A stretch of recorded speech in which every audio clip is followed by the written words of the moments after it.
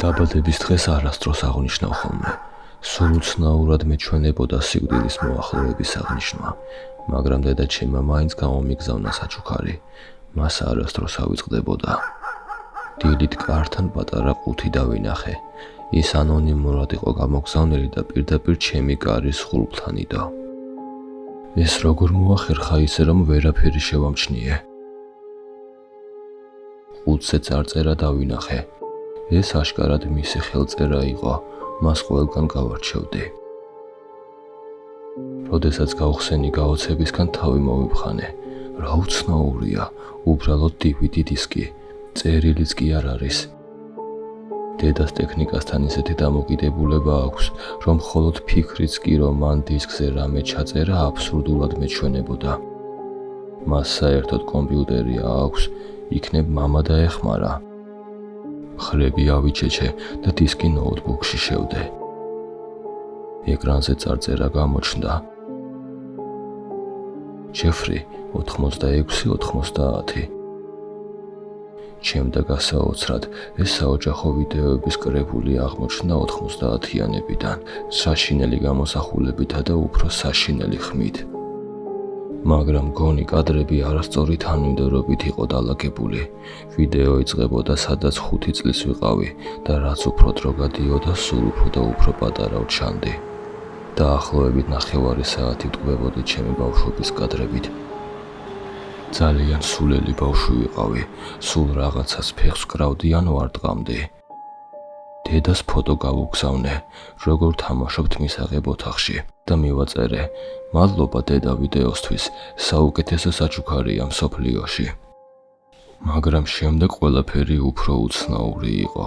ის იყო დავასრულე 87 წლის ზაფხულის კადრების ყურება. იქ ბაბუასთან ერთად გრილზე სოსის წვავდი. ამაზე გვიანი მოგონებები არ გამაჩნია, არც ფოტო, ვიდეო მასალა. დედა მეუბნება, რომ ისინი რაღაცნაირად დაიკარგა გადაბარგების დროს, დაახლოებით 10 წლის წინ.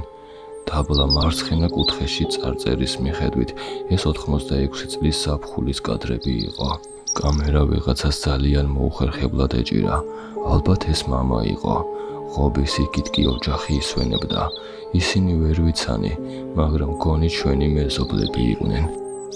როცა პატარა ვიყავი, ყოველ რამდენიმე წელიწადში საცხოვრებელს ვიცვლიდით, ასე რომ უცნაური ვერაფერი შევამჩნიე. სანამ კამერა ბალახზე დაუშვეს, ვიღაც გაურკვევლად ჩურჩულებდა. რამდენჯერმე გადავახვიე ეს მომენტი, მაგრამ მაინც ვერ გავარჩიე, რას ამბობდნენ. მხოლოდ რამდენიმე სიტყვა მესმოდა: ჩვენ გაექანე, წავიდეთ სწრაფად.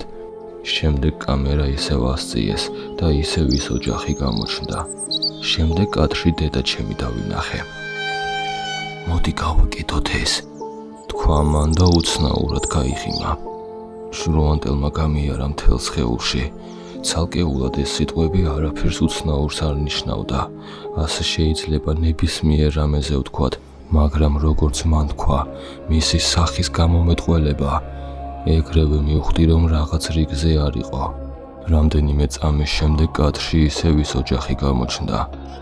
მეზობელი ქალი გაოცებული ჩანდა, შეიძლება ითქვას შეშინებულიც კი. შემდეგ კადრში დედაჩემი გამოჩნდა და მივხვდი, რატომაც იყო ეს ქალი შეშინებული. ამ მომენტის გადახვევა რამდენჯერმე მომიწია, რადგან ამის დაჯერება არ შემეძლო. არ შემეძლო დაჯერება, რომ ეს ის იყო. დედას ხელში დანა ეჭირა, უზარმაზარი ბასრი დანა. მან კამერისკენ შეშლილი სახით გამოიხედა. შემდეგ ის ქალს მივარდა. კინაღამ ძირს გადმოვარდი, სანამ ამ ყველაფერს ვუყურებდი.